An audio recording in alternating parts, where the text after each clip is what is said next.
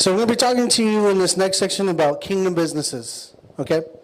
What I refer to kingdom business is starting a business. I know some of you might be thinking about businesses, maybe your own businesses, or maybe you're thinking, me, a business owner? No way, right?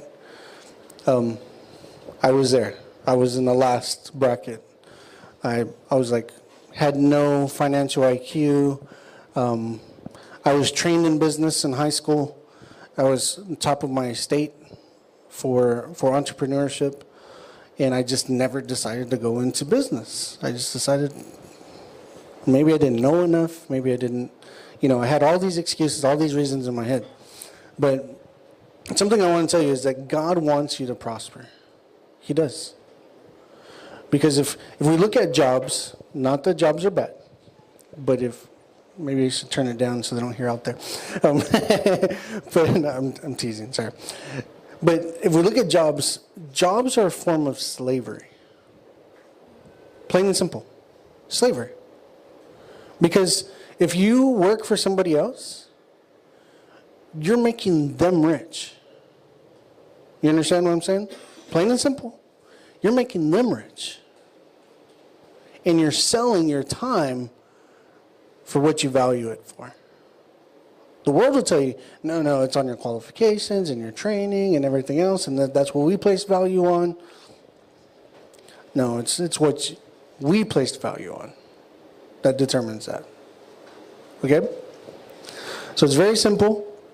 So one thing I started talking to God about is basically maximizing my time. So, everybody know what leverage is, right?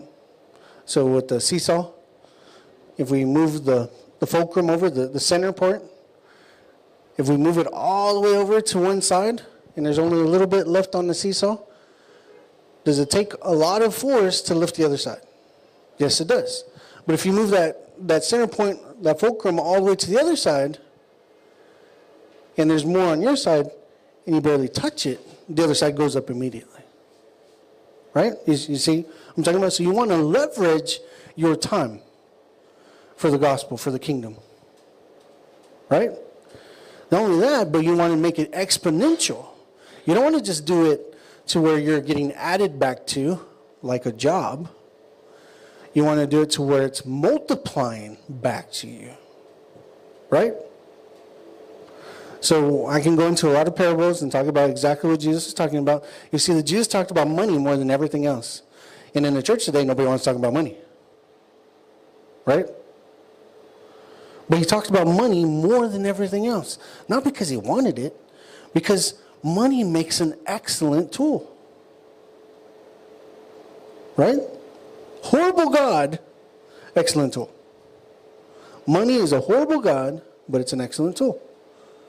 So the world makes God their money, or money God, right? So it says you can't serve two masters. You can't serve mammon, and you can't serve God. It doesn't even say the devil. Doesn't even bring up the devil.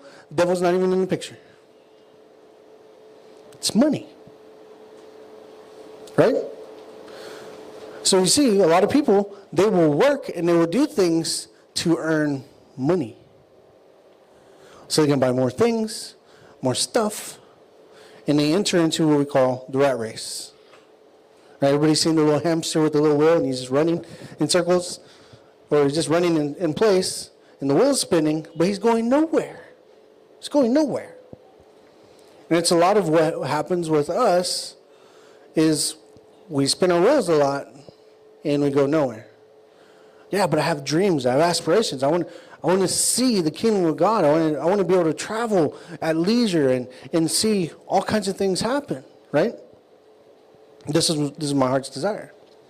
So I started talking to God about it and understand my circumstances is a little different, and I'll explain that in a second. But I started telling God, I want to start a business that doesn't eat up all my time. Because everybody who has businesses, it eats up your time, right? Eats up your time with your family, eats up your time for ministry, for God.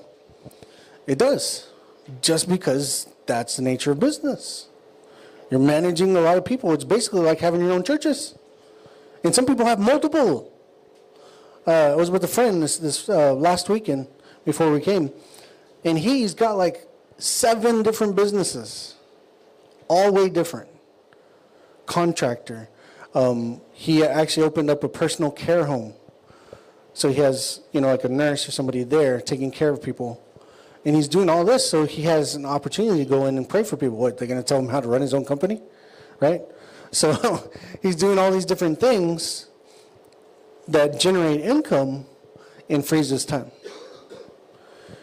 And so it's like, I understand what you're saying, but it's eating up all your time right now, right? He's like, yeah.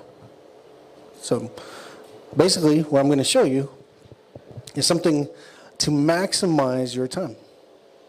So when I started my business online, you know how many hours a week I worked on my business? Like really worked on my business. How many hours a week? Any guesses? Anybody? What? 1 hour? I wish. 1 hour. 1 hour a week would be awesome. 1 hour a day? No.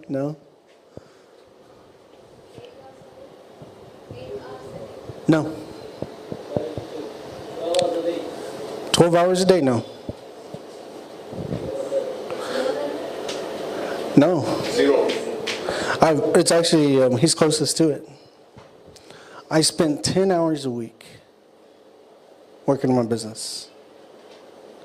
10 hours a week. And in the first month, I made $4,000 or $5,000. This is profit. I'm not talking about gross. I'm talking about profit. $4,000 or $5,000. Next month, it jumped. I made $50,000. Next month, it jumped again. Made $70,000, something like that. And so what I learned was to take a system, make a system, put it into place, and it frees your time. Right? So I'm going to teach you a way to do this with no overhead. Unless you want overhead. Okay, anybody know what overhead is? Well, besides the business people? Overhead is basically saying product that you have to store yourself, right? Because it costs you money, and it's not making you money because it's sitting in a warehouse somewhere. Right? Also, or should I say very little overhead. And also you have to pay people to ship it, to inventory it, to basically take the orders. You have to pay salespeople to sell them, right? So you see, it basically all the overhead, and then the utilities, the building, all this comes into play. A lot of people, they don't think that way. They think, oh, well, they have a business and they make money. No. There's a lot to it. There's a lot of moving parts. Don't pay for your building. See what happens. Right? There'll be a note on the door. You have been relocated. Right? Very simple. So we're going to teach you how to cut all of that out. And that way you can be financially free. But if your motive is greed, that's why I was talking about motive the first time. If your motive is greed, you will sink your company faster than the Titanic. Okay? You will sink your company fast. Because you're thinking more dollars, more cents. And so you fall into the trap of the rat race and you make God your money. You make money your God. Sorry. And so it's very important that you always keep your attention on God because He is ultimately your source. So I'm going to teach you some very basic principles. Okay? So you're going to do some brainstorming right now. So I'm going to give you some things. Write these down. You want a small item that people use every day. Okay? Small item people use every day. like toothbrush, coffee, tea, right? Think of something that people use every day. Toilet paper, sugar, right? All these things, think about it. You just write a list of what you would like to sell. Understand, it could be knives. It could be, like pocket knives for whittling and stuff, not stabbing people, okay? Understand, like, you want to bless your knives. You want it to be holy, right? You can sell shoes. You can sell, all kinds of stuff. The what? Petroleum? Oil? Or gas? Petrol? So there's all these different things. I really don't go into petrol a whole lot, but it's just, think of something that you want to sell. What are your likes? Because if something you like, then it's not a business. It's just something you like to do. You understand what I'm saying? You want something that you like dealing with, because then it's never a headache. So before I started my online business, I was an entrepreneur. I was basically fixing electronics, tablets, phones, computers, game systems. I specialized in game systems because it's what people were willing to pay the most for to fix, right? Everybody loves their games. And so I was able to charge more for it, and it was very simple for me to fix things. And I went to school to learn that. Anybody know? YouTube. I learned it on YouTube. Now, I watched a lot of movies, videos, right? Before I settled on one. Because I also used the wisdom that I had and knowledge I have. I just watch one video and then do exactly what they did and then repeat their mistake. I would watch multiple, right? Because you have to educate yourself in the market. So understand, anytime you go into like business, so there's different markets, right? So we go into real estate, what is it dealing with? Houses, buildings, properties, right? That's a market. So we go into food, that's a market. If we go into apparel, that's a market. Right? You see what I'm saying? Hygiene, that's a market. So you need to basically start off by choosing what you'd like. So I would say write 10 things down that you would like to sell. Okay? Just keeping it very simple. And so, let me check this out. Yep. So in the United States, this design of bottle, this brand, would be Febreze. Free Breeze. Right? That would be the name of this bottle. Is that the name on here? No? No, it's not.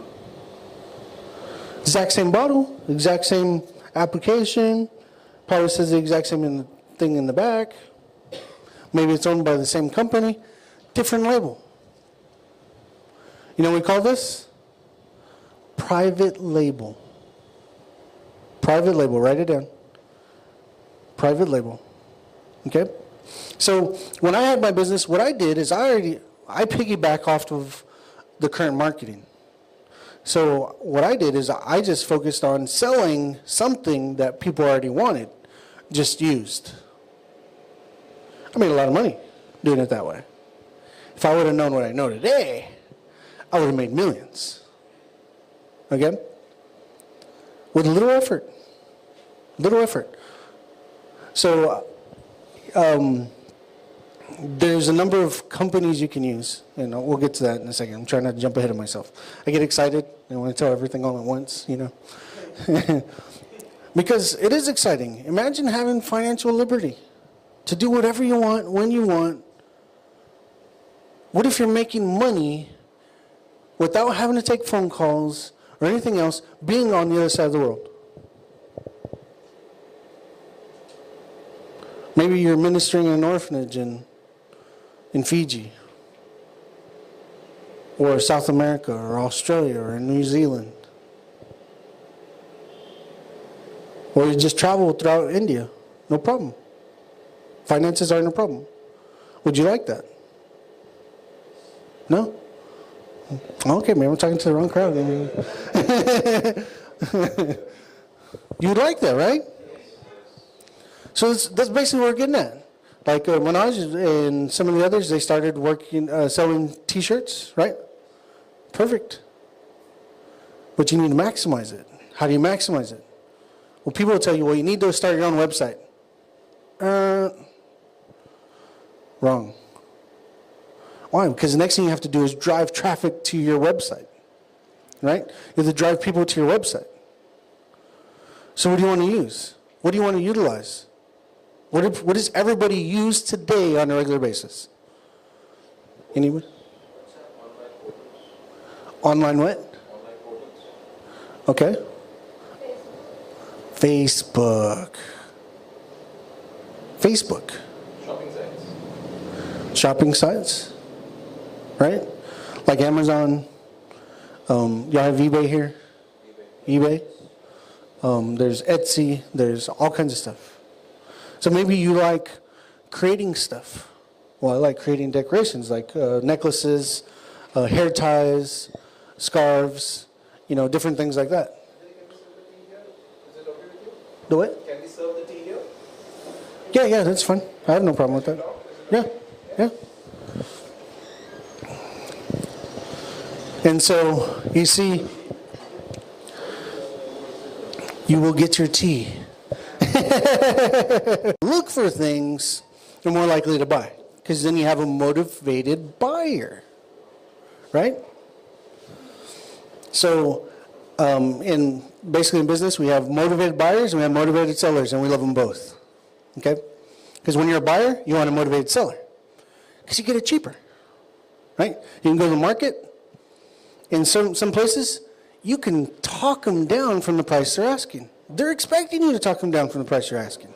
Same thing with housing, right? They'll tell you, oh, I want this much for it, when it's really valued here, because they want to have that room to talk, so you can talk them down.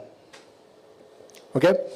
So you want a motivated buyer, somebody who's already looking for your product, and will go to a place that's familiar to them so they can buy it. Okay? So this works on every single site. Okay? It's not very complicated, it's not very hard. It's very easy. So you've chosen a product, and you choose a site. I would say start with one. You can start with multiple if you're daring. But if you're going to make mistakes, it's easier to make it on one platform and not multiple. Okay? Or should I say, you want to make it on one website, not on multiple websites. Because if you get it down in one site, you can use that in every other site and make a lot of money very fast. I only used eBay. I used eBay and made a lot of money very fast. Friends started bringing me their stuff, their junk. They were going to throw it away. So, can you sell this? I look up the value, right? So I didn't just look up the price of what they were sold for or what the used price would be. I looked up the value, what somebody was willing to pay for it. And then I tried to sweeten the deal by going under slightly, because it'll drive people to your product, right? So the tea you're drinking, choose an example. Let's say, what's a common price for a cup of tea? 10? 12? About 10? Okay, we'll go with 10. We heard 10 the most. Maybe somebody's drinking the premium brand, right? For 12. 12. And they get the richer brand, right? And so it's 10. But what if I go to the same company, can get the exact same product, it costs me 5, and I sell it for 9. Same taste, different name on the box. Right? Do you know companies do that? It's called private labeling. So in the United States, it's very evident. You can go into one of our supermarkets, right? And you'll see all the name brands, and then you see all the off-brands. And you can start identifying what company makes what in the off-brand, because it's way cheaper, right? One selling a brand, the other one selling a product. Whenever they have a recall, all of a sudden, the off-brand disappears, and so does the name brand off the shelf. So it tells you they own that brand. They own the off-brand. So they're making money multiple ways. So if you jump on Amazon, I can show you some tools, which I plan on doing. I'll make some videos so I can walk you through it so you can kind of see the different things. You'll see the people that own most of the brands on Amazon are the same companies, selling the exact same products, different prices with different names. Yeah, different labels on them. And they're making lots of money. In the United States, the best way to, like you say, you open a convenience store for petrol, right? You want to sell petrol. And you open a convenience store. It's not good to open just one convenience store. So you open a convenience store. What's the name of a petrol station here, like a gas company? Exxon? What's another one? HP? Shell? Okay. I'm familiar with Exxon and Shell. So let's say what you would do is you would open on, let me show you. You would find an intersection, right? Not curling, but straight, right? And you would open a store right here. You would also open a store right here. This one would be Exxon. This one would be Shell. Do you know that? If you go to any place and you see multiple stores, look it up. Same owner. Same owner. Different name. Same owner. What are they doing? They're winning either way. With the United States, we're really big on franchises, right? We got McDonald's, we got Burger King, we got KFC, we got all these different franchises. And the people who own one franchise quickly learn, if I'm going to put a McDonald's, right, I'm going to put a big M here, then I want to buy a Burger King, put a Burger King there. Or across the street, right? Over here, I would do chicken, KFC, Kentucky Fried Chicken, right? And over here, I would put a Church's chicken. So what are you doing? You're creating a hub, driving all the traffic to where you're at, right? Because what's the first thing you think? Oh, there's a bunch of businesses there. There's a bunch of places I can eat. I can go there and make my choice. And usually, when you see a community of these, it's the same owner. Smart. Very smart, right? So what we do is, whenever people do this, they're thinking locally. Is it bad to think locally? No, it's not bad to think locally. You can do it. You can make money. You live comfortably that way. This will eat up your time. Okay? So let me show you a better way. Online. So on an average basis, Amazon, visitors a day, okay?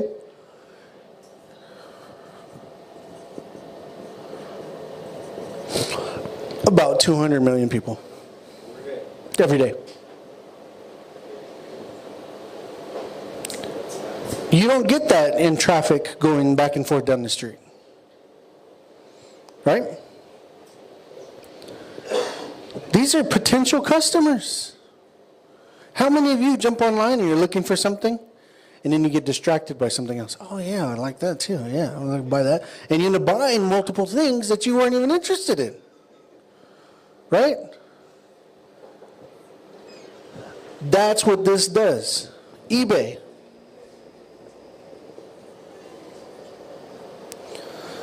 The traffic is in the 100 millions.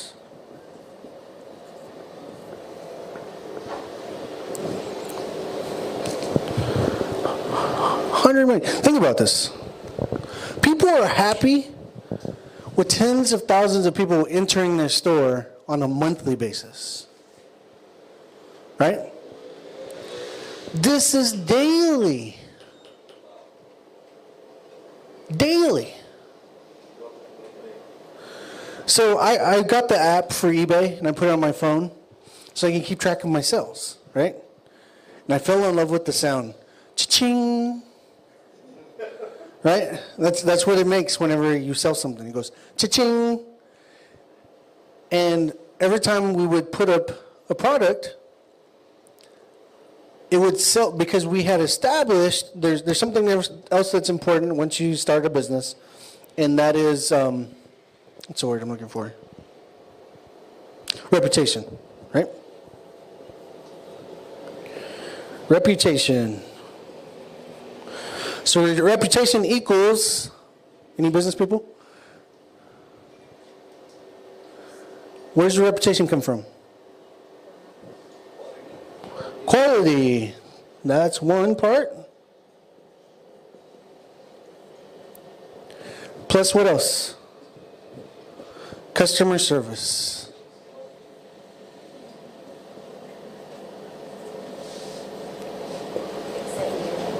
So what? Yeah, you. Sorry, forgive my handwriting. That's why I have Daisy write. That's why they say I'm a doctor at heart, right? Nobody can understand my writing except for myself. So reputation is based on the quality of your product and the customer service you provide. So some companies, major companies out there, have horrible quality, great customer service, and they're making billions. Some people only have quality and very bad customer service, and they're making billions. When you have both, the Bible says, Proverbs says, if you have a good name is more to be desired than fine gold and choice silver. Right? So you want to operate in integrity and honor, always doing the best possible. Is people going to try to take advantage of you? Always. Always. That's the nature of the fallen man. Sometimes it's better just to take the hit, keep a good reputation, right? And you'll see. But if everything you sell is coming back, okay, time for you to change product. No good. Very bad product. As far as where you're getting it manufactured from. So a lot of stuff that I sold was manufactured in China. A lot of stuff that you have available to you here in India ends up in the United States. 4 or 5 times the price what you would pay for it here. Do you know that? You have incredible opportunity living here in India. Incredible opportunity.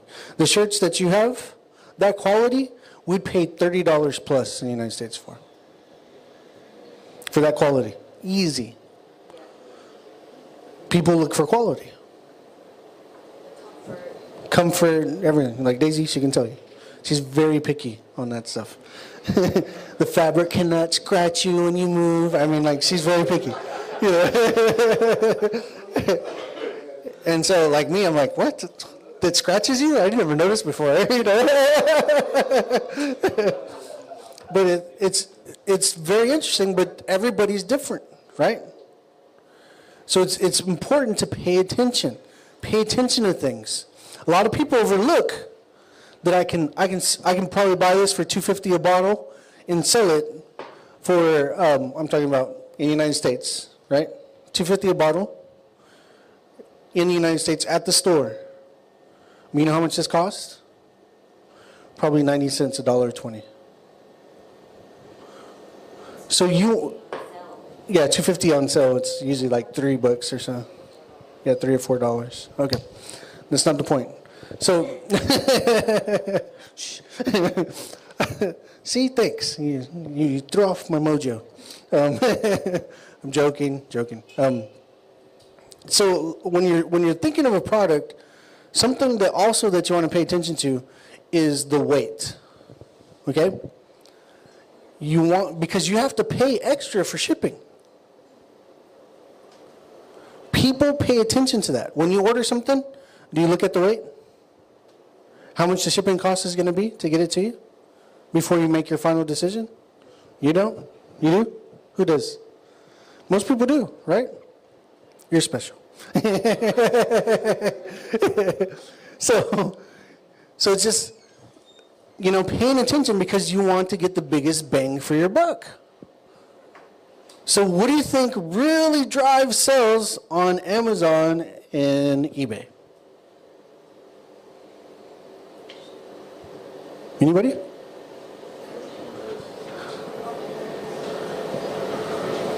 Free shipping. Right? So again, we look for value. What's the value of a product? So understand, everything on your list, it might not have the right value.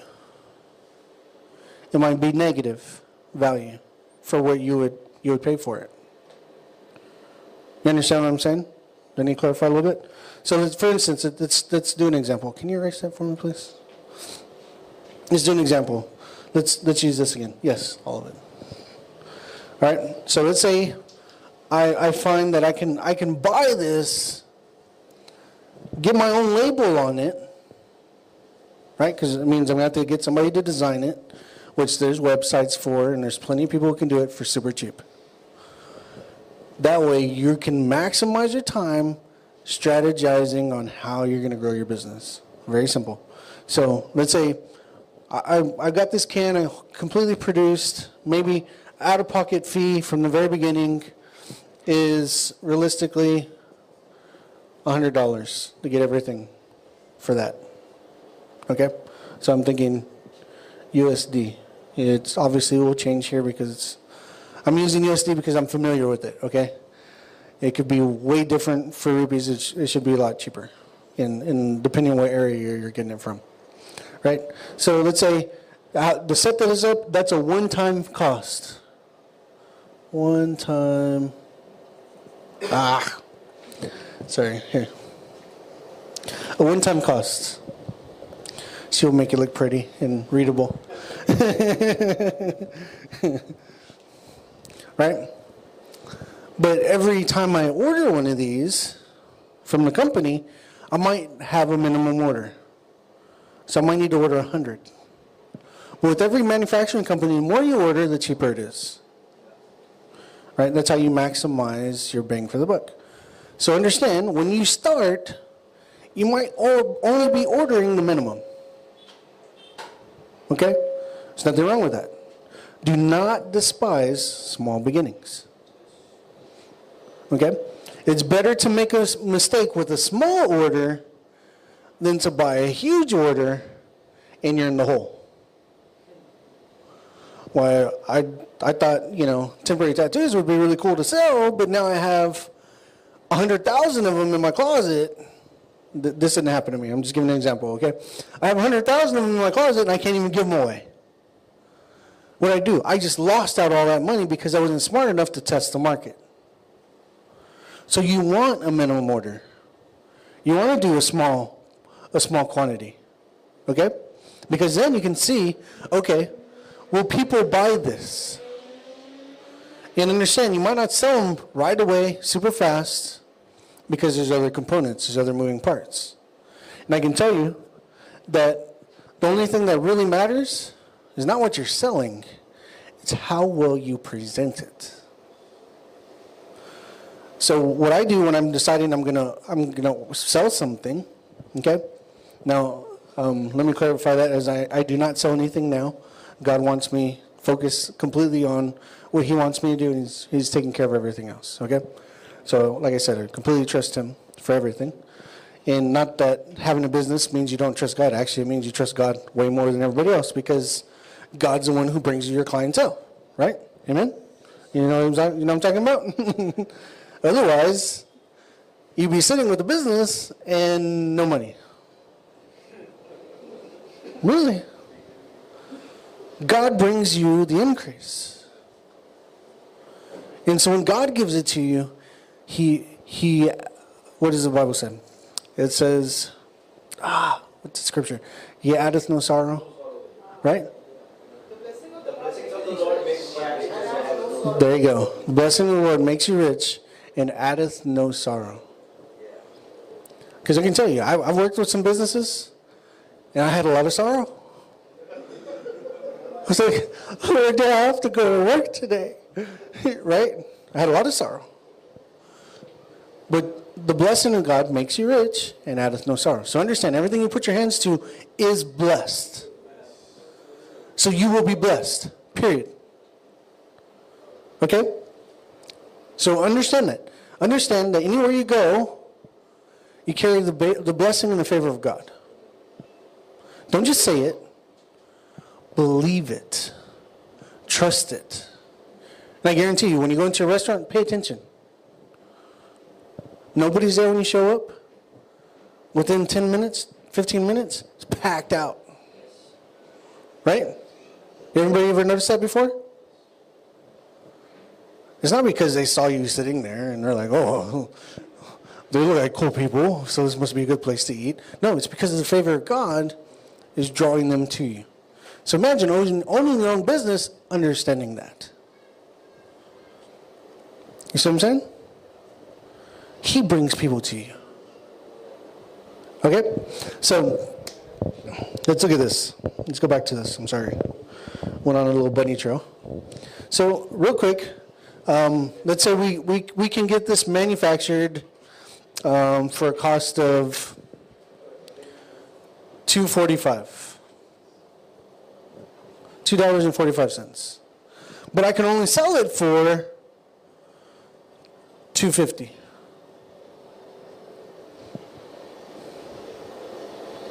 Is that worth selling? Is it worth selling? You can answer. Don't just shake your head. Say, no, it's not. Because the Amazon has a fee. Amazon, sorry, eBay, they all have fees. So if you sell something, they get a percentage. So even if I sold at this, let's say 10%, right? So that's another 25 cents. Oh, yeah, 25 cents, right?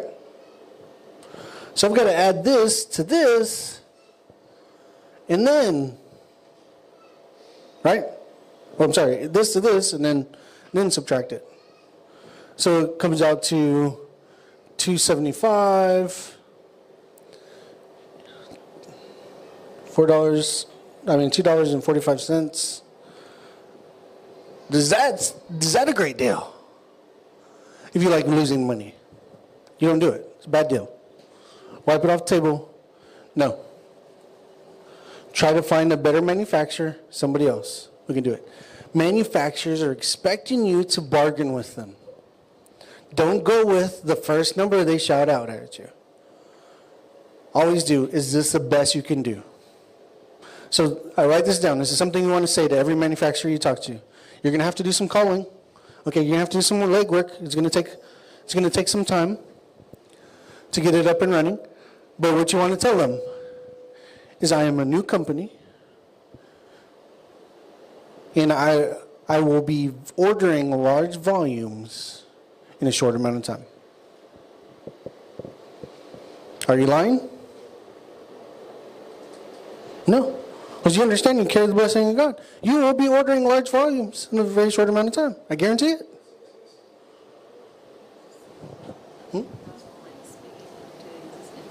The what? She's trying to whisper to me, and I was like, what? I didn't understand what she said. But you're speaking it into existence. That's what you said. Okay. Right? So you're prophesying even over your own business. It's important. Speak to your business and tell it what it's going to do. Just like if you prayed for somebody, right? You tell their body what it's going to do. You tell the soul what it's going to do. You tell the spirit what it's going to do. You're going to be saved. We just don't see it that way, but it's actually what we're doing, right? If you declare that Jesus is your Lord, you will be saved. What did I do? I told them what they're going to do that leads to salvation, right? So it's very simple. You do the same thing with your business. Business, you will prosper. You will have people in you that are faithful, that are loyal, that are honest, that are integral, right? Because at some point, it's better for you to pay somebody a wage to do all the shipping and the labeling and everything for you, right? So what are you doing? You're creating an atmosphere maybe for believers, right? Or providing for somebody's family. It's not a bad thing. Okay? They're helping you, you're helping them. You want it to be win-win. But you want to be able to bless them as much as possible because God sees the intent of your heart. Okay? You understand what I'm saying? So anyways, so go back to this. So let's say we find an excellent supplier of air freshener. They have a different bottle, a different look, but it doesn't matter, right? Because you can sell whatever you put your hands on. So let's say you get it for $1.20. Huh? Oh. What's the currency for y'all for air freshener? Yeah, rupees.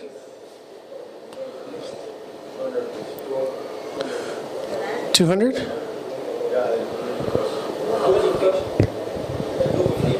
$250? Okay. So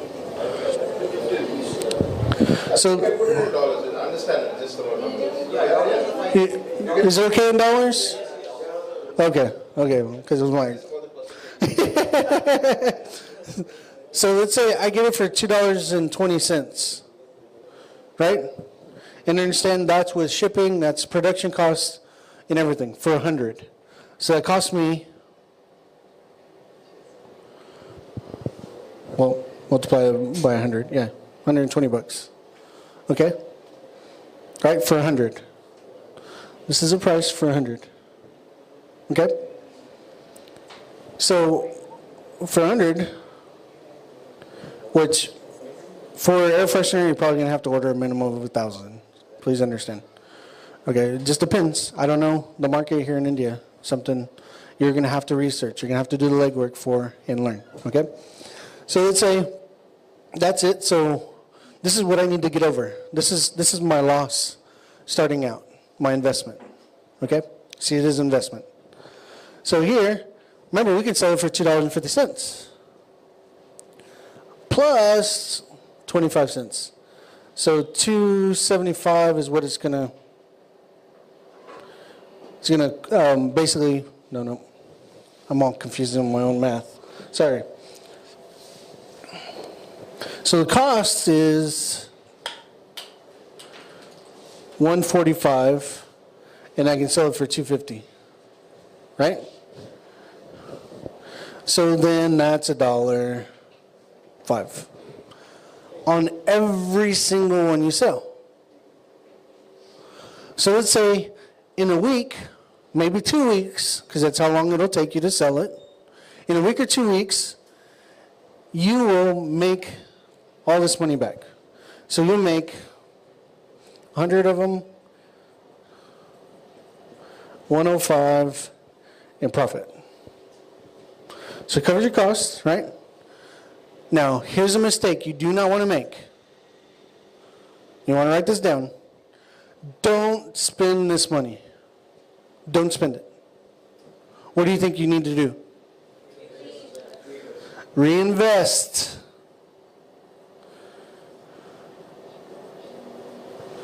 Your goal is to get this number high enough that it replaces your income. Because right now, you're doing fine living without it, right? I hope, I pray, yes? Yes? So you already don't have it anyways, right? So just take this money and reinvest it. So maybe this time, that's close to that. Maybe you can find an extra $15. And you double your order. You get 200 items. Right? So the 200 items you sell, and that ends up being $500 in sales, right? And then that's 210 profits. Right? All I did was multiply it by 2, right? And then you do it again. Take this money, reinvest it all together. What happens? You can order more. You can order more. You can order more. You start establishing brand recognition. People start seeing the brand. Oh, I like that smell. I like that flavor. Yeah. Let me try the other flavors.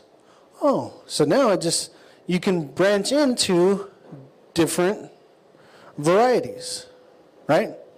And so we have Hawaiian scent, which I don't think smells like Hawaii at all. Right? You can have vanilla, however you spell it, right? What's another flavor? Coconut? And then Tide dragon fruit. Oh, Thai. Oh, sorry. Tide, I'm put DF for dragon fruit. Okay, so you can get 100 of this one, 100 of this one, 100 of this one, 100 of this one. Right? But you want to pay attention what's selling the most. This is very simple. I understand you're intelligent. You can figure this out on your own.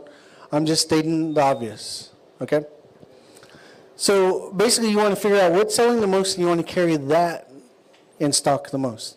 So let's say we don't do that. Let's say we do cell phone covers. Everybody needs a cell phone cover. They need to protect their investment, right, in their phone, especially because phones can cost a lot of money, depending on what you get. Why do you think I have this case on my iPad? Military grade case on my iPad. I can drop it. It can get ran over. It will survive. Okay? That's what it's built for. So let's say you want to sell cases. You can find cases made in China, everything else. They'll slap your logo on it for free. They'll put your logo on there. It could be the exact same case. Just make sure wherever you're at, you're not violating any copyrights or anything like that, obviously, right? And you can sell the exact same case, different name. So you want to look at it, it's like, well, this is very hard outer case. It's got, 3 layers of protection. It's got a face cover, right, to protect your screen. It's a bifold, means it opens up. It also acts as a stand. So you look at a product, you look at something, and you figure out all the benefits of the product. What do you think you're going to use that for? Your marketing. The more buzzwords and things you have in your description, the more it will show up on search sites as Google, Yahoo, Bing, MSN, like all these different search sites. It will show up because you have all these words. So when somebody searches for it, what do you think is going to pull up first? Your ad. Okay? So it's very simple. So something I look for when I go to a website, can you erase it for me again, please? Is I look for a product that's very common. People use like tea, right? And I look at the very first page. If I go to eBay, I look at, I'm going to draw my web page here. So please have some mercy on me on my art skills. You did a great job with my handwriting. Do the art skills too, please. Okay? So on the top of the page, you might have 25 to 50 products, right? You might have a picture, and then a short description, and then the price. Right? Whenever you look something up, it shows a picture, description, price. It's very easy. You look down the list, and you say, oh, okay, well, I like this one. What I look for is something there that they're missing. I look for top things. No pictures. They might have a picture here. As soon as you open up the ad, what's there? No pictures. So what do you think is important when you list an ad? Lots of pictures. And you can pay somebody $5 and they'll go and take out the background and make it white all behind it, right? And then you can make it even 3D where they can turn it around and everything else. Technology is awesome nowadays, okay? Very simple, very easy to the point. And so when you show ease of use and even maybe a little video showing somebody using it, people are 200% more likely to buy. Right? So what else do you think is important?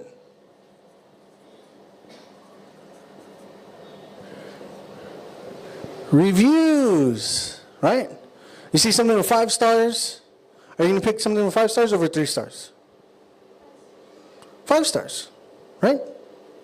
Because it's telling you, hey, this is a better product. That's what you think immediately. But in reality, it could be somebody just didn't like that brand. They didn't like the way it looked, the way it sprayed out the can. And it's just them being picky. It happens. Happens in business a lot. Right? So the thing is I look for somebody with low reviews. Because that means I can knock them off that first page and become number 1 very quickly. Did you know that most sales are done on the first page of your search on any internet sell site? Most people stay here on the first page. It decreases by 50% on the second page. 75% by the third page. Do you know that? So what's your goal? First page. So nowadays, they have cool things that they didn't have whenever I had my business up and running, is they have ads. So as soon as you meet all the requirements, you put good pictures, you put up, let's say, I look for bad descriptions as well. Right? Something that doesn't give enough information. So obviously you do the opposite. You make a really good description, use a lot of buzzwords, you make sure it's fully understandable what you're presenting. You want to use a lot of pictures, even a video. You want to have great reviews. Understand when you first start, you're not going to have any reviews, but it's all about customer service. Right? Somebody has an issue, they're more likely to give you a good review if you help deal with their issue and do it speedily. Okay? So that's where my 8 out of 10 hours a week went to. It's very easy to do with people because it's all over the internet. You're not on the phone with them. You say, oh, how may I help you? Well, I had this issue with your product. Oh, okay, would it be okay if we send you a brand new one for free? What is that going to cost you? It's going to cost you some money. You might lose some money. But overall, you're gaining what? Reputation. A positive review. Right? So, for instance, one of the bad things I did is I got into cell phone chargers, right? Now understand, the only reason it was bad is because I had a bad supplier. The manufacturing company I was buying them from did a horrible job making these chargers. You know what I sold them for? Anybody? $3. You know what I bought it for? $1. So it was 200% above my cost. So every time I sold one, I could buy two more. Problem was, they weren't good enough quality to last. So I ended up giving two of them away for free and made zero. Just to end up on top. Because in eBay, and even Amazon, well, Amazon goes by the product, right? So the reviews go to the product itself. But in eBay, the reviews go to the seller, okay? So anybody who makes a review, it's like they're reviewing you, not your product. So you want good reviews, okay? You understand? So sometimes you might just need to do a refund. It might be cheaper to do a refund. Sometimes they don't want a refund. Sometimes they just want the product. So understand, work with them. Understand what they're wanting, what they're asking for, and make sure that you can get it to them, okay? So again, you want to be on the front page. So at first, you might need to spend a little money, make an ad that puts you on this first page, okay? But then you'll see, I was selling 200 cases in one day. In one day. You know how much I was making off each case? $2.50. Yes. Yes. Yep. You know how long it took me to pack everything once I got a system in place? Yep. I did it in 45 minutes. 200. 45 minutes or less. It was once systems are important. Systems are very important. It's a process, right? So I created a system that whenever something would sell, it would print out from my computer and it would sit in the printer. So all I had to do is go and grab the printouts, just double check them to the cells, right? And then I would cut out the shipping label. Because they send you the shipping label when somebody sells, right? Because they pay for the shipping. Unless you put free shipping, and then you have to pay for it yourself. You know, there's different things there, okay? Understand what I'm saying? So, however you work it, make a system that works for you. And you want something light because it increases your shipping cost. Okay? You understand? It's just simple math, simple understanding. It's not complicated. Yeah, plus if it's light, it's cheaper. I would send 2 cell phone cases in one package. Cost me the exact same to ship both of them. So it's like I saved my shipping on one of them. Bless you. Right? You see the importance of it. You want it small. You don't want it 60, inches long. Then it's an odd shape, and it costs just as expensive as sending something that's 200 pounds. So you want something that can fit, simple, small, everybody uses every day. A box of tea, right? You want to pay attention. How are you going to box it so it doesn't get damaged by the time it gets to them? Take all these things into account. And if you need to write down how much it's going to cost you, make sure you sit down, you plan out all your cost first before you start selling. Okay? Shipping, packaging, printing, the fees, and then the cost to get it, right? And you'll see, I was buying these cases for like $18. I was selling them for $30. But after all the cost and everything, the shipping, because I did free shipping, I was making, Oh, okay, so let me explain free shipping. My wife's like, make sure they understand free shipping. So I listed it on eBay as free shipping, okay? So is the shipping free?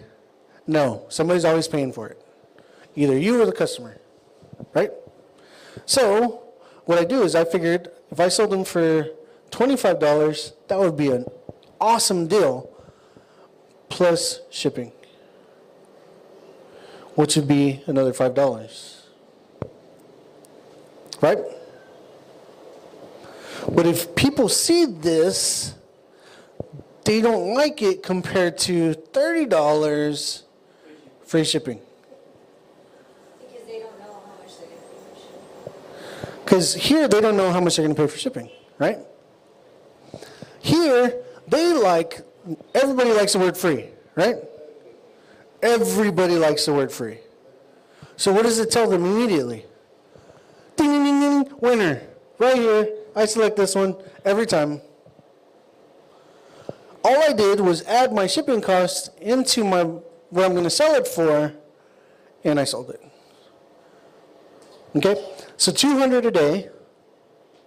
I started building up. I got up to $1,000 a day. 1,000 cases a day. Look at that. 1,000. And this is profit. So $250 USD a day in profit. How would you like that?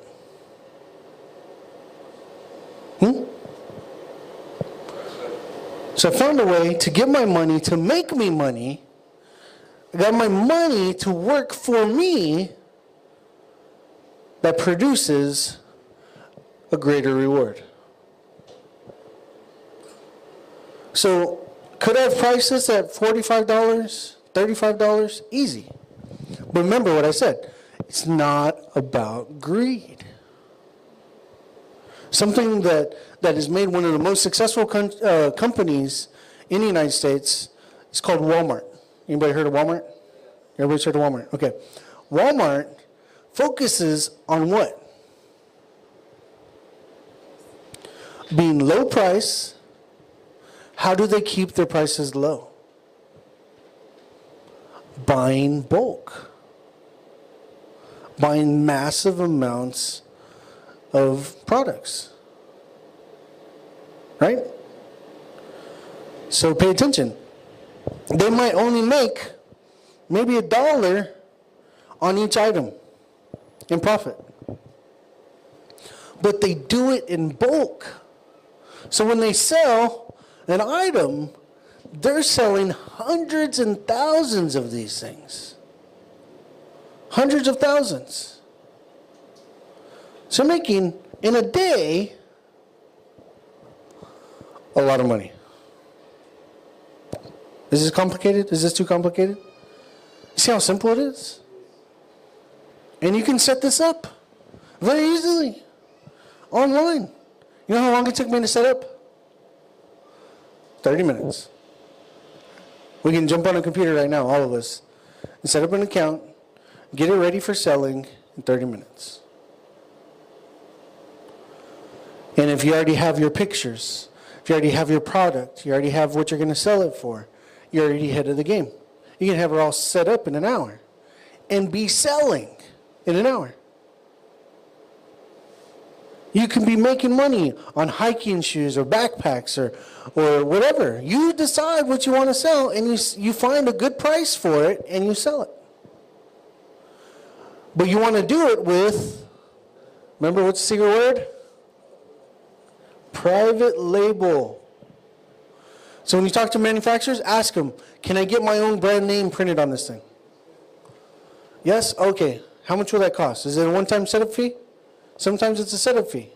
It'll be $75. Maybe $250. Right? It might, well, again, understand I'm thinking USD. It could be way cheaper here in India, especially if you're working here in India. Right? Buying companies. Yes? For these things, for selling online, you need some licenses, right? No. Like when you were getting stuff from China, you needed some import-export license. No.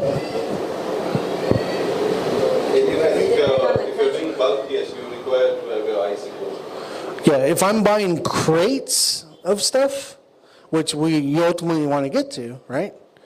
Then yes, you have to have an import license, and they tax you on it and everything else. So that's something in the future to be thinking about. But if it's small, then normally, well, in the United States, they don't charge you any taxes for it. Last thing, when we tried to go online, we had to Here they do, get a then certain that's license. the When we wanted to go online, we had to get a certain license to go online. Yeah, well, there's things to pay attention to, and make sure you take that into account.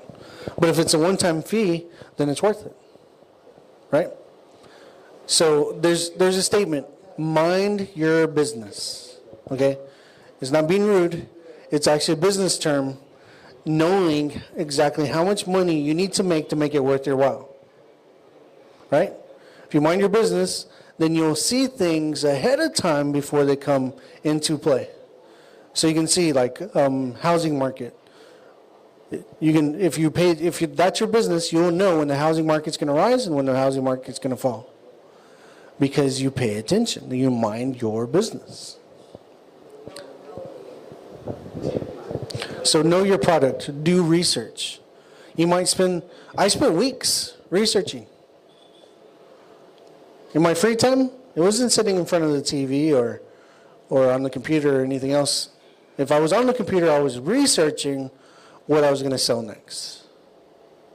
And once I figured it out, it's like, okay, I'm sold on this. This is what I want to sell. Then I would order a test product, right? See if I really wanted to sell it. I got it. I checked it. I handled it. I played with it. I did whatever I could to it to see if it was worth me putting my name on it, right? Your brand is just an extension of you.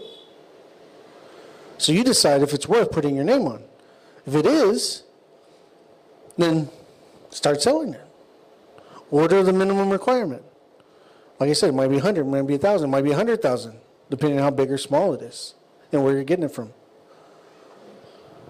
And once you get that going, you'll see. It'll start emptying. I started off with 25 speaker systems. They were given to me. They were given to me. I got them for free. 25 speaker systems. I sold them for $75 each. What they were worth? $125. But they were an old technology, so people weren't interested in them. So the value got reduced. I got them for free, so anytime I sold one, I was making $70. Well, a little less than that. About $65 each one. After shipping and taxes, right? And fees. So that's a good deal, right? $65 each one. In 2 weeks, I sold them all. And then people would bring me other stuff. Oh, you sell stuff? Okay, this is what I want for it. So tell me what they want for it. I would list it, sell it at a price that would benefit both of us, depending on what value I can find out, about it. And that's what I would use. So, see, I keep talking about value and price and costs and everything, right? There's entire websites now that do everything for you. Do you know that? There's a site that you can go to. One of them is called, what's it called? Something Scout. Oh, if you do a little bit of research, they're all over YouTube. Everybody's talking about them. So one's called Something Scout. If you type that in, put Amazon products, right? Put Scout, Amazon products. It'll bring up several of these companies. And so what you do is you go in, you find a product number, like on Amazon, you plug it in, it'll tell you how much they paid for it. It tells you how much they paid for it and how much they're selling it for. And then it tells you how many sales they had in the last day, last week, in the last 30 days. It tracks everything for you. So you can see if it's worth you selling. Right? So I'm telling you, they make it so easy to make money nowadays. It's extremely easy. I have friends, they make millions of dollars and they're playing golf. Because all this stuff is selling on a regular basis. This can be your reality. It's very simple. It's not complicated. It's very simple. Does this help anybody? Yes? So, which one? Scout? Can't move my phone. Just unplug it. Yeah. I'll tell you for sure right now.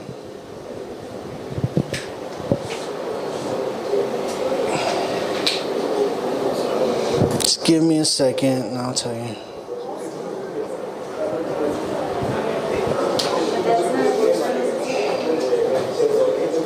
I've got to hold my hand just right to get the what? It's a paid service though, so like you have to pay for it. They're not gonna give you all the information for free, you know.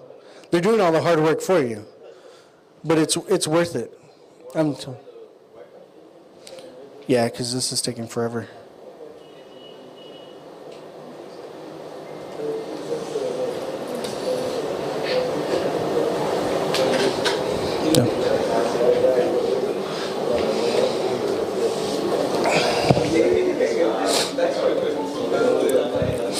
Yeah, so you understand this is very easy. It's very easy to do.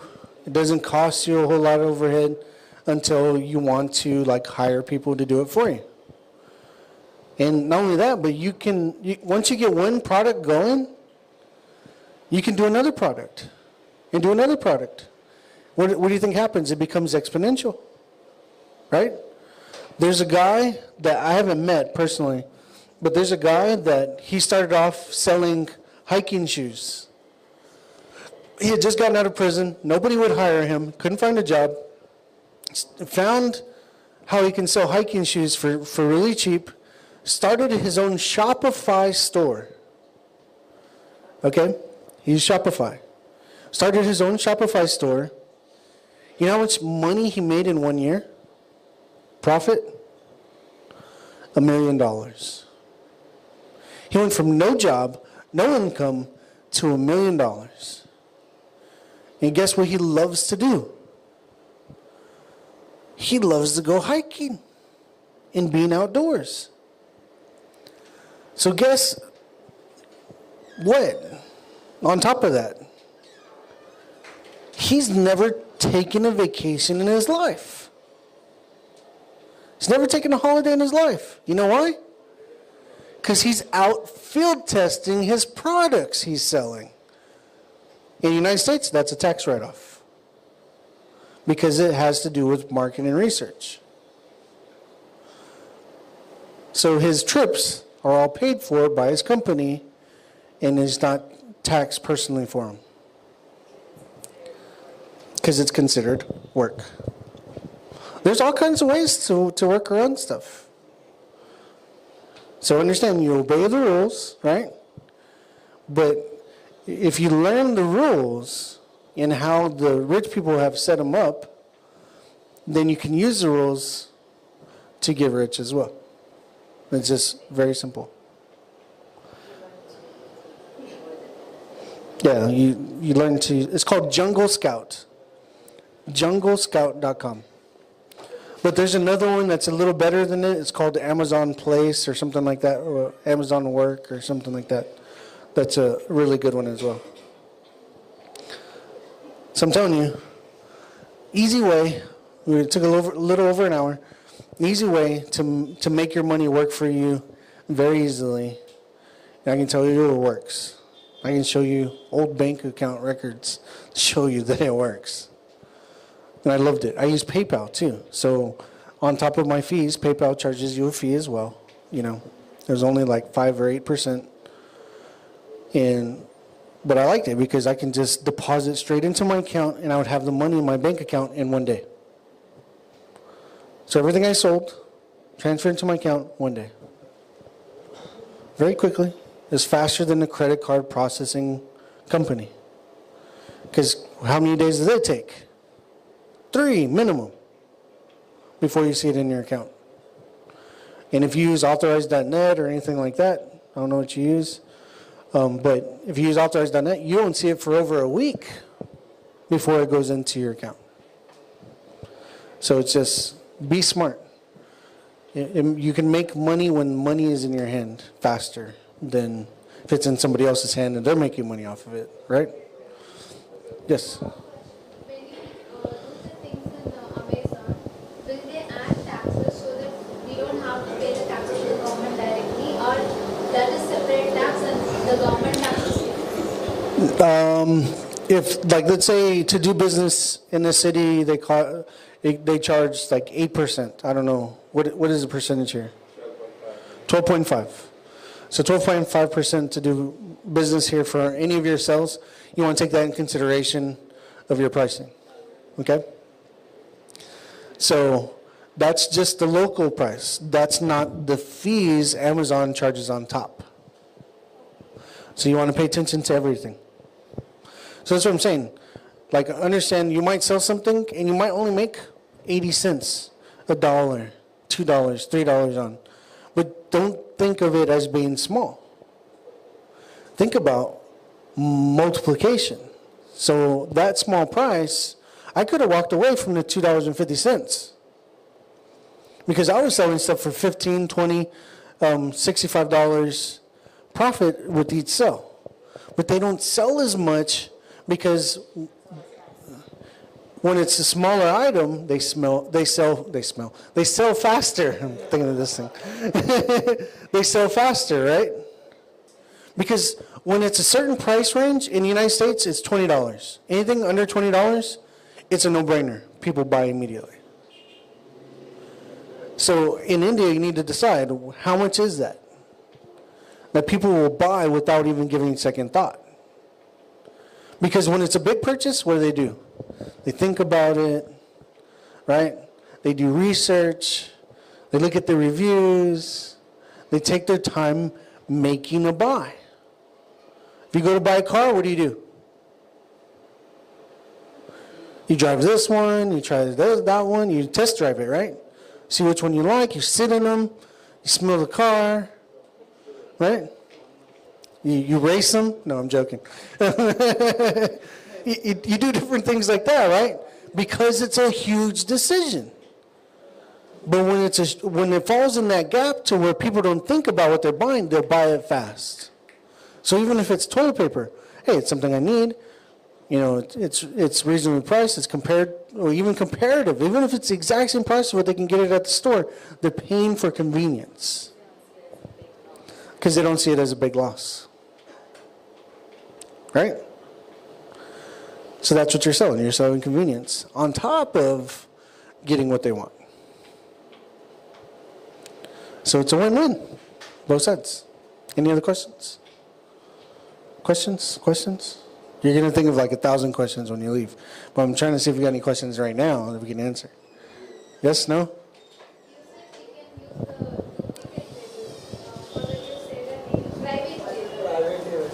The what? Private label. Private label, yes. Is it not illegal way?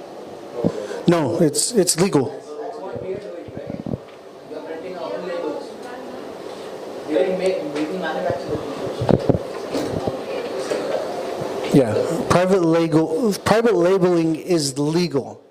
Now, copying an existing brand, like let's say we go open a store and we make Nike, right? You get in trouble. That is illegal. But if we find the same company that makes Nike and we make Do It or something, I don't know, like, you know, just do, you know, Shaja or something, I don't know, something that's catchy, then next thing you know, you're selling the exact same quality, but you're making the money. You see what I'm saying? So yeah, there's major difference between using an existing brand company and creating a private label. Because whether you realize it or not, even though you go to the store, right, you see all these different teas, Most of them are the exact same tea with different names, different packaging, different labels. In your mind, it tells you this one tastes different from this one. Did you know that? It's all in your mind. Exact same tea. It's very interesting. Some are different, but most of them are the same. And so they'll use buzzwords like premium, best roast, right? And we're suckers. Oh, that must be really good. Let me get that one. So you're willing to pay an extra couple of bucks, and it's the exact same thing. Because they've already established their brand as being good, right? So you begin to see it's all marketing. Using buzzwords that hook you. All right? Any other questions? You good? Yes? You ready to eat something? Yes? No? Maybe so? No? No? 12:30? No way? Okay. So how do you ship now? You're not having your right? You said you can do it altogether without your involvement. Oh, okay. So Amazon has something called Amazon Fulfillment. Okay, you know what I'm talking about?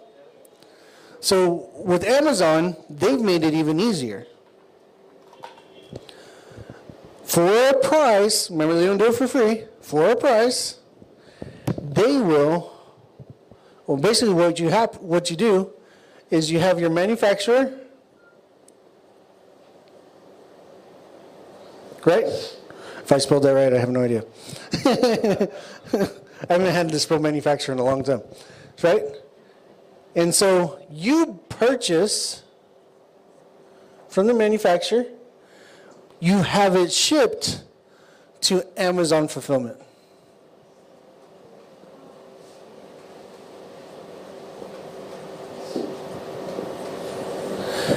They deal with the customer service for you.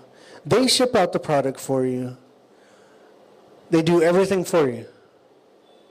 So even though you might have a smaller profit on Amazon, this is the way to go.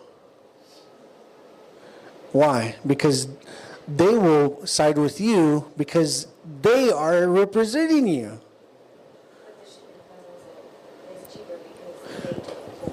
Right, and the shipping cost is also cheaper because they do the shipping, and they've worked it out with the carriers for a better price. They have special pricing. Okay, so from them it goes to the customer. La la la, right? Yeah. Oh yeah, and they're just saying when it's shipped by Amazon, it looks more professional, right? Because they see like your address and they look it up on Google Maps, and they see your home, and you're like, what? Like this is a mom and pop shop, right? But when they see Amazon Fulfillment, they're thinking big company. They just naturally think that. So this is the way you remove the overhead of having to deal with the shipping, the customer service, and everything yourself. They take care of it for you. So you pay extra for it, or you will add that in your cost? Yes, you pay extra for it, and you want to make sure you add that to your cost. Okay? So what I did, and actually Jungle Scout and other companies do for you, is you plug in the numbers, right? And they have a spreadsheet, and they tell you what your profit's going to be. I'm telling you, they make it super easy to sell on Amazon, also on eBay. So easy, I'm telling you. If I would have known this back, if they had these tools when I was doing it, I would be a millionaire easy. Because they simplify everything for you for just a little cost. It's basically what I end up paying other people to do for me. Because that's what I did, ultimately, before we we shut it down and we went straight into working with the ministry, JGLM, is we were running our online business. So I hired a couple of people to do all the shipping for me, and I didn't have to worry about it. And I would go minister. So my 10 hours of work, they would do, and I would reward them well for it because I'm making over $2,000 a day. And so say, you know what, for 10 hours a week, well, it wasn't even 10 hours. It was like an hour each day, 7 hours a week. I'll give you $300. To them, they think it's a steal, right? And in reality, if somebody told you, if you work seven hours a week, I'll give you 300 United States dollars, would you do it? Yeah, for 7 hours? Even in the States, they'll do it. And it was freedom of mind. I didn't have to think about that. And because it becomes easy, yeah. If I want to sell my products in US, if I want to sell my products in t-shirts, what would I have to do? You would have to have them shipped to, like, let's say you do it on Amazon. Let's say you're doing a fulfillment service. Yeah, and I think he has the advantage because you said you were already private labeling. So Yeah. what I would do is I think that you talk to the company who's printing them and making them and say, are you able to ship to this address? How much would this cost? Right. So basically, you can have them fulfilled because when you ship them, they go to a Amazon warehouse. So you would have them shipped to an Amazon warehouse in the United States, and then they would be able to order off the American site, and they would sell. So like everything, the pictures and all, they each putting the pictures. You put in the pictures. You still put in the description. You do all of that. It doesn't take very long to do, and then they assign you a number, and that's it. I mean, basically, you just take off. Yeah, you have the advantage because you already Yeah. sell to But you have a huge market here, is what I'm saying. A lot of people think, well, I want to do Europe or I want to do United States or anything. Like, you got billions of people here. And they're all ready to give their money away. Right?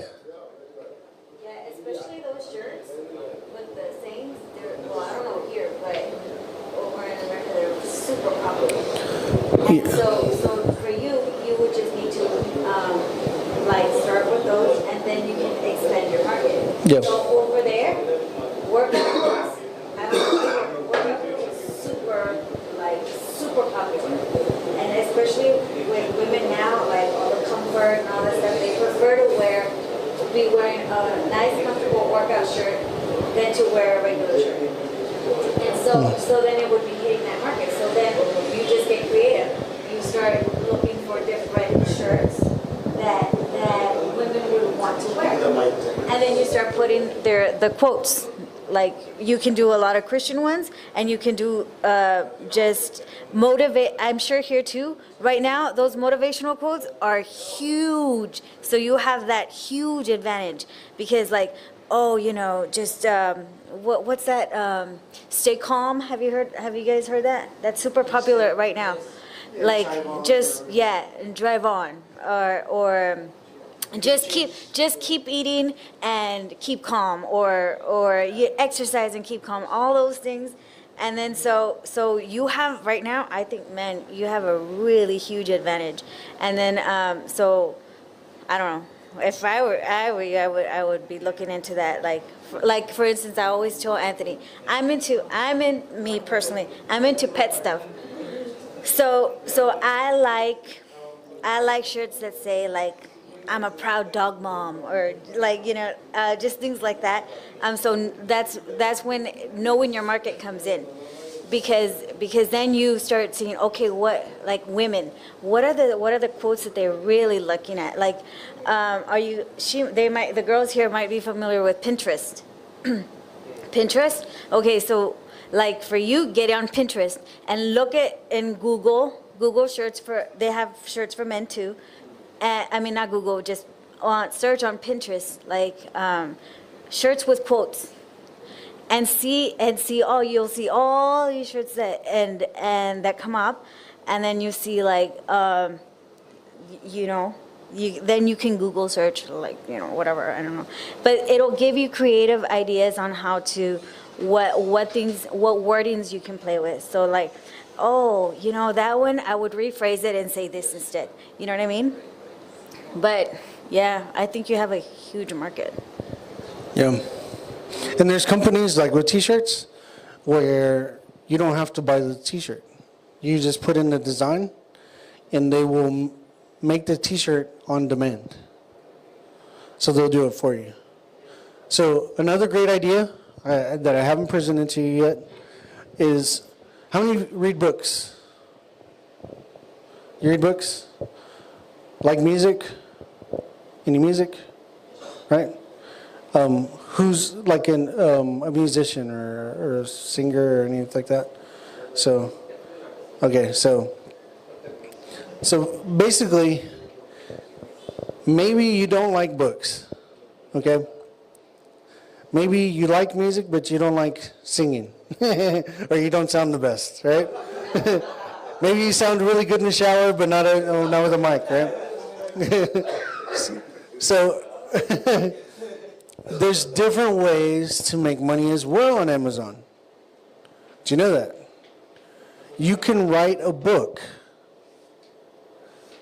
and sell it on Amazon, costs you nothing. And every time they sell a book of yours, you make money. It's called intellectual property, sorry. Intellectual property. And so you know something that people want to know, right? How to be a Christian businessman. You know, and you come up with a catchy title. How to be a Christian businessman in a secular world.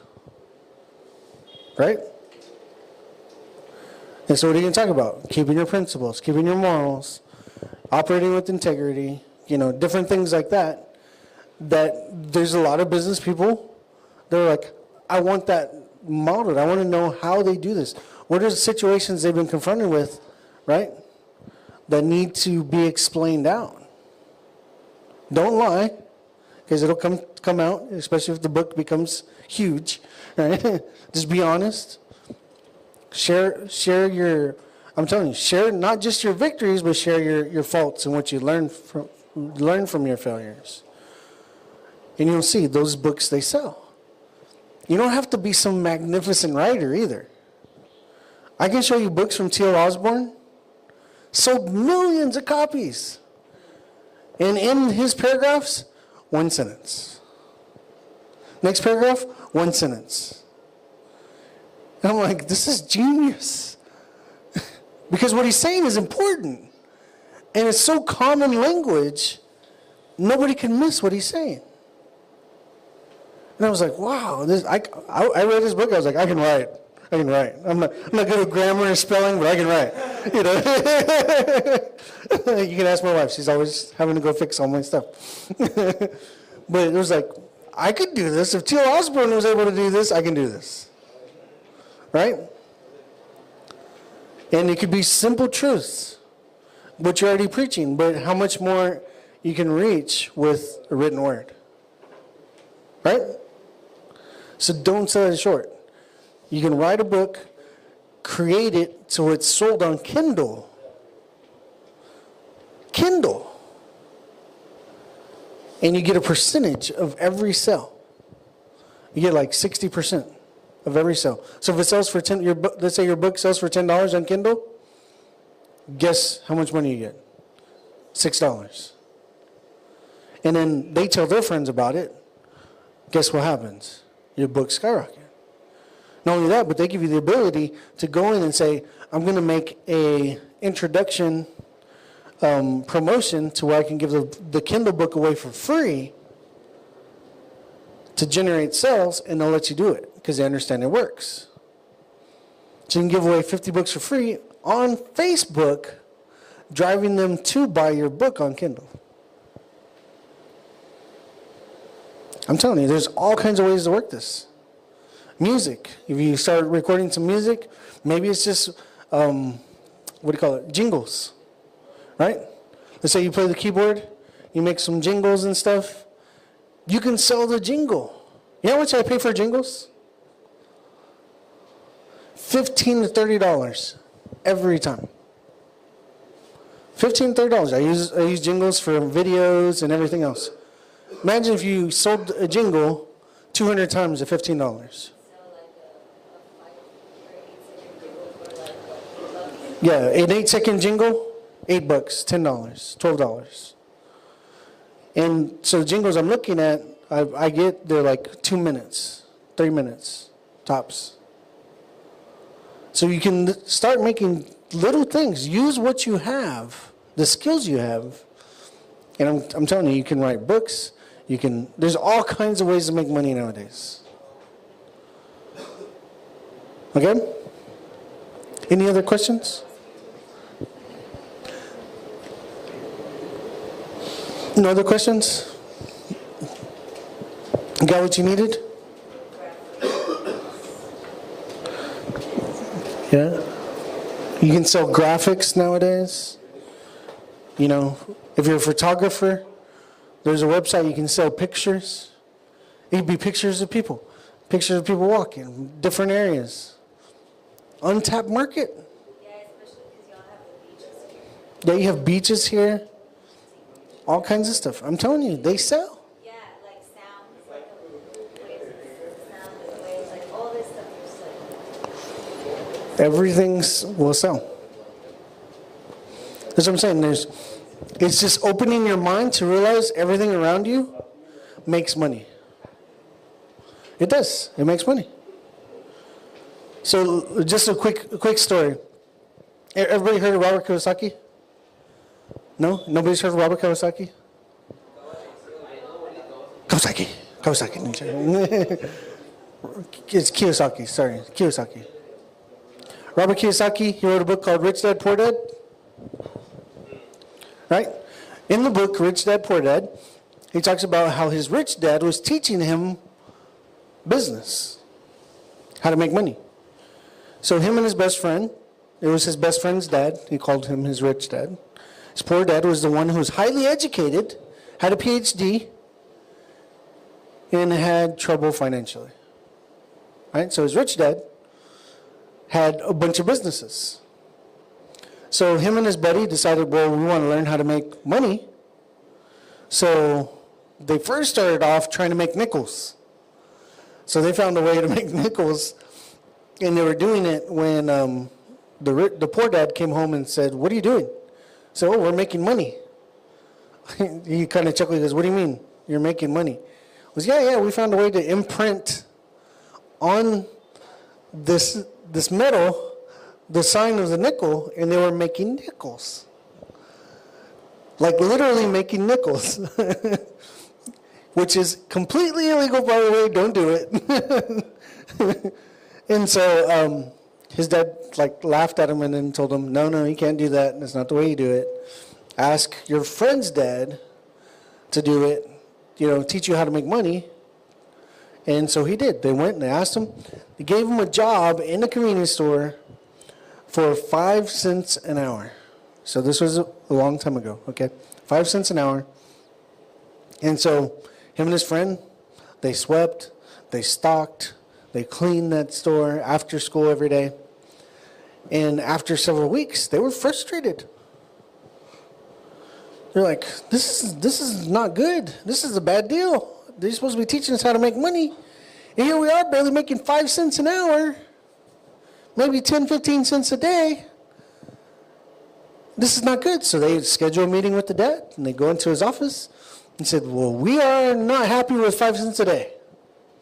So dad looks at him and smiles. He said, what about 10 cents a day? 10 cents an hour. And he said, yeah, they're looking at each other. Yeah, it sounds good. Sounds good. It's double. He said, what about 25 cents an hour? They're looking at each other like, that's really awesome. He goes, what about $5 an hour? And they're looking at each other like, okay, something's about to happen because it sounds too good to be true, right? And he said, you're still selling yourself. He goes, it's good that you got to the point of frustration, but you're still selling yourself for a price. And he sat him down, he explained to him business. He says, there's common things around you every day that you're not paying attention to because you're not thinking business. You're only thinking self-gratification. He said, so think business and you will start noticing things. He said, so somehow we walked out of that office with still 5 cents an hour, right? And we go back to work the next day. He said, but when they're at work, they noticed that the shopkeeper, the manager of the store, was cutting out the USB code, the barcode, off of comic books, and then throwing the whole pile of comic books in the trash.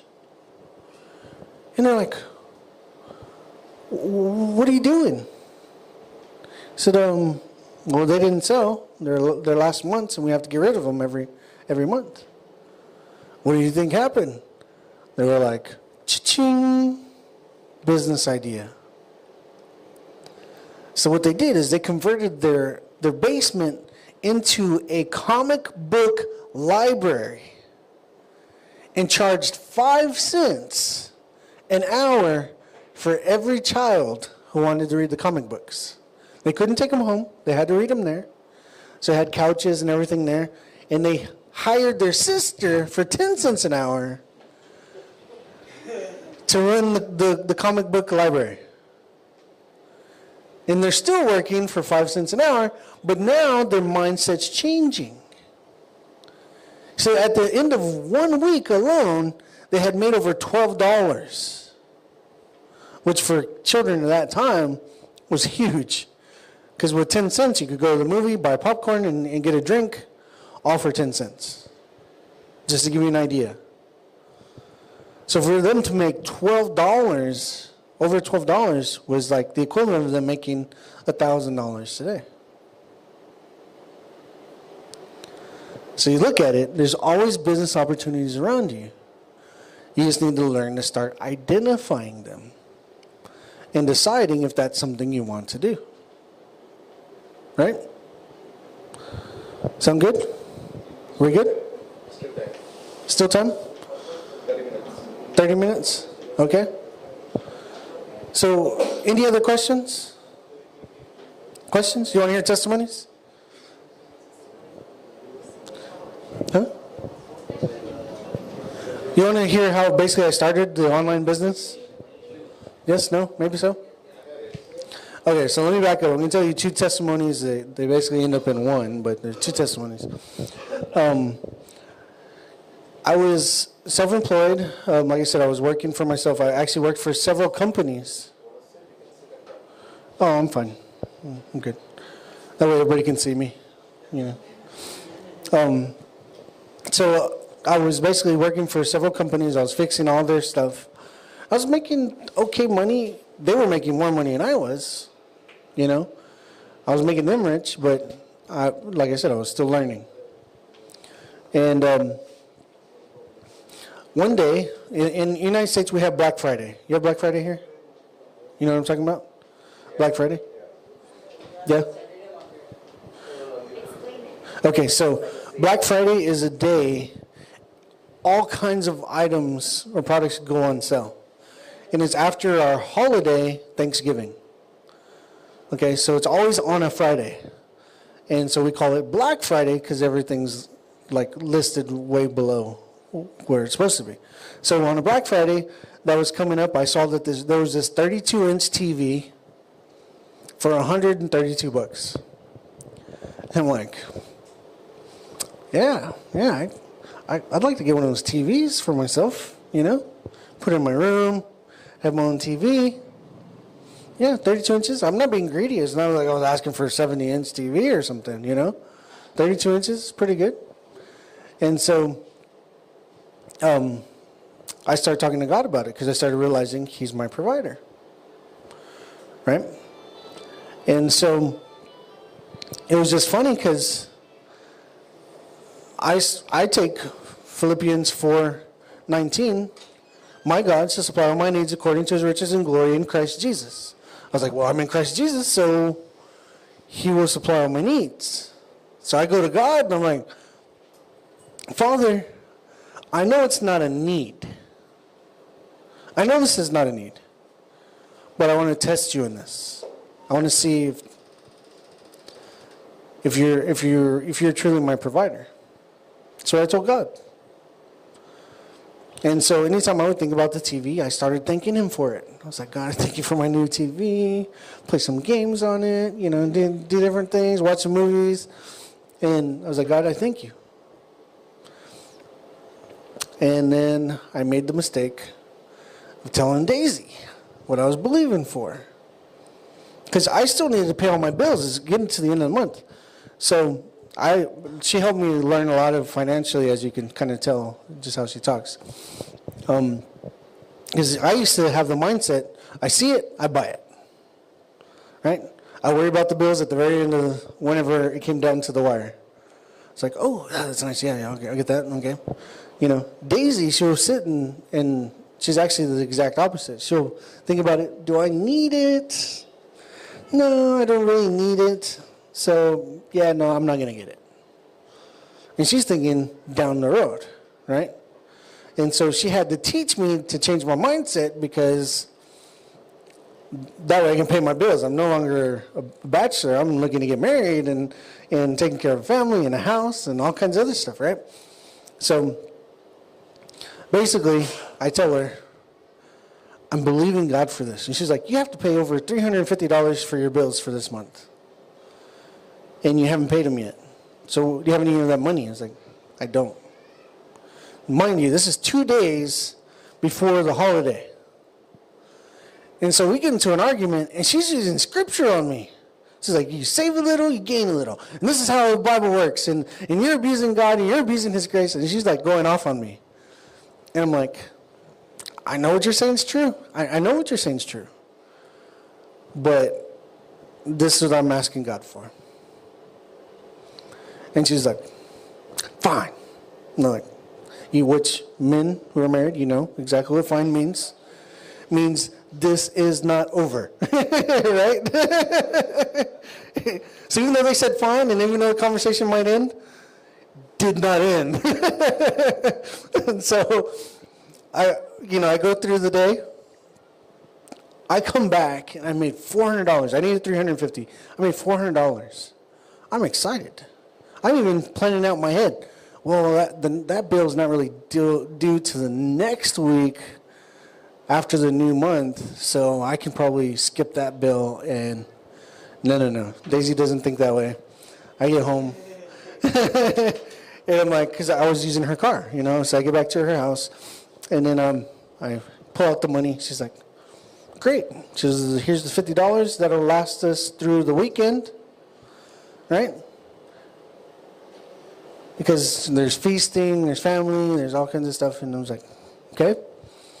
And then it's almost like she couldn't wait to get it out of her mouth, right? She's like, so did you put aside the money for the TV? Nope. So you don't have the money for the TV? I guess not, because you just took all my money for the bills, Because she's helping me, She's like, no, you're going to put this aside, you're going to pay your bills. That comes first. Whatever's left, that's for you to play with, I'm like, fine. I'm going to sit here and pout. No. I was just like, God, okay. And she's like, so where's the money? I was like, it's not midnight yet. This is the day before the holiday, okay? The day before the holiday. And I'm like, it's not midnight yet. Still believe in God. So we get into another heated negotiation, right? Talking about the Word of God. And I get a call in the middle of it. A friend of mine calls me and says, can you meet me over here at the store? I'm like, yeah, sure. And so that was normal. I would go meet him on multiple occasions and just talk about God's Word and different things. So I was like, oh, okay, yeah. So I drive over there. And we're arguing all the way there, right? Finally, I'm just like, you know what? I've had it up to here. I'm done. Okay? And I said, you need to be still and see that God is my source. and be quiet. Because if he's my source and you marry me, because we were dating at the time, you marry me, then that means that he is your source. And she finally got quiet. I was like, oh, thank you, Jesus. You know, wiping away the sweat and everything, because she was grilling me, you know? She was like interrogating me. And I was like, okay, fine. She's finally quiet. Pull up to the place where we're meeting a friend. I get out of the car, because Daisy was with me. I get out of the car, go to their truck. They hand me an envelope. So God told me to give this to you. So something else, just a little nugget. Anytime somebody gives something to you, you don't look at what they give you. You bless them immediately. Because if they give you $2, let's say they give you 10 rupees. You're gonna pray a 10 rupee prayer, right? Right? Oh, bless them, Lord. Right? But if you don't see it, no, good. So, like, if you don't see what's there, then you can imagine whatever you want. $1 million, you know, 100 million rupees, yes. Right now, in Jesus' name, 100-fold back in Jesus' name, right? And so I blessed them, I prayed for them, and then I waited for them to leave. And I'm walking around the trunk of the car, or the boot. I don't know if y'all call it the boot or not. And so I'm walking around the trunk of the car. I glimpse into the envelope. Remember, I only needed $132 or $232. That's all I needed. There was almost $1,000 in the envelope. I'm blown away. I'm sincerely blown away. But I did the Christian manly thing to do. You know, I go and I swing the car door open and I throw the envelope on her lap and I go, "Where's your faith, woman?" And she's like, "What? What do you mean?" And she like grabs the envelope and she starts looking through it and she starts counting the money and breaks, starts bawling. And she starts repenting before God. God, I was so wrong. I'm so sorry. You are provider. And to this day, she challenges me now. She's like, "What, you can't believe God for that?" "Oh, that's easy. I'm going to believe God for that." Sorry, you know. And so it's just amazing, just knowing that God is our provider, right? And so I didn't buy the TV. Okay, I was completely blown away. We went on Black Friday and we bought tons of toys. And we gave all the toys away to orphanages and to kids who their parents couldn't afford toys. The very next year, God blesses me with a 65-inch TV. Yeah. I was gonna settle for a 32-inch, right? It's like I had this little in my hand, and God's like hiding the big TV behind his back, right? He's like, "You want the little 32-inch?" I look right here. He's like, "But I like it." You know? It's like, let it go so you can get the bigger one, right? And so anyways, so Christmas came. It was January of next year. And I'm having just a talk with God. And God tells me, can you believe me for $1,000 a week? $1,000 a week. Because like, I can work all day, every day, repairing electronics. I won't make $1,000 a week.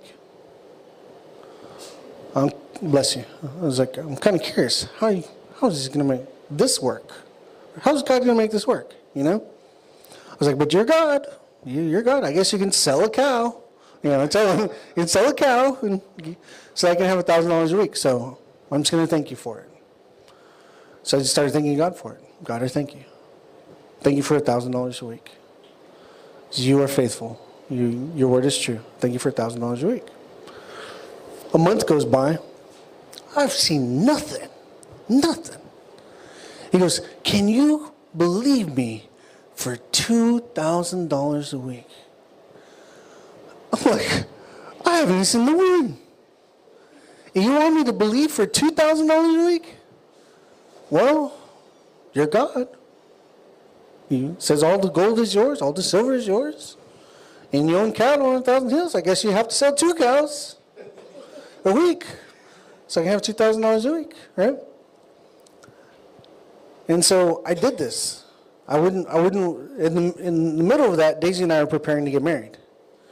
So I can tell you, tons of testimonies. We got married completely debt-free. The wedding dress should have cost thousands of dollars. She paid $50 for it. $50. Walked out of the store, $50 with the dress. And just God's provision over and over and over. And we're just blown away and just watching everything unfold. All the decorations, the location, everything completely paid for. Everything. And we didn't even have it where we were at. We traveled 5 hours away and had it there. Completely paid for. You're like, this is amazing. God is amazing, you know? So we get married. The very first month after we're married is when my friends approached me and said, can you sell this online? Sure. Within that month, I was making $1,000 a week. A month later, I was making over $2,000 a week. Just like what happened when God told me, can you believe for this? And it just kept growing, kept growing. And I didn't even realize it. Daisy, she stops me one morning, and she's like, have you looked at the bank account? No, what for? There's money in it. You know, the only time you start looking at the bank account is when you're like rubbing nickels to keep warm, right? You know what I'm talking about? And I was like, no, there's money in it. Like, well, what do you mean? She's like, no. Go back and look at every deposit. We were making 2 and 3 deposits a week for $1,000, $2,000, $3,000. Every week. Multiple deposits a week. And so I was like, okay, like I don't see the point of this, but okay. So I go back and I look at the very beginning of it. For a solid month, $1,000 a week. And I was like, this is interesting. And then I look at the second month, and it's $2,000 a week and greater. And I was just like blown away because I realized I only was faithful thanking God for it for 2 months. But he was faithful to perform it. Even months after I'd forgotten about it. How amazing he is. And I was completely blown away. I started bawling right there in front of my computer. I had to move my keyboard out of the way because the waterworks were on, you know. And I was like, God, you're so amazing. You're so amazing. And that's how I basically started the internet business. And it took off. And so it's just understanding that God he's good. And there's a lot of lessons I learned from it, you know. And so even after that, I can tell you, when we went to go work for a ministry for the first several